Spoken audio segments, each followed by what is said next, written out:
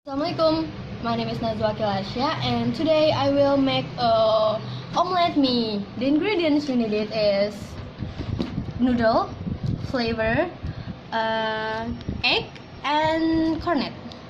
Add the noodle in the hot water and boil until the noodle is soft. Second, mix the egg and cornet together like this. Add the flavor into the egg and the cornet and mix together. And next, add the noodle to the plate and mix together.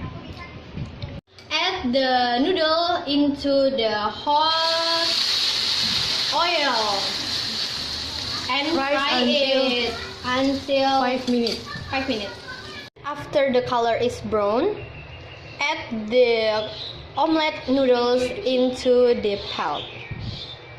Finally, noodle omelette is ready. And if you want to more delicious, you can add the sauce on the top of that.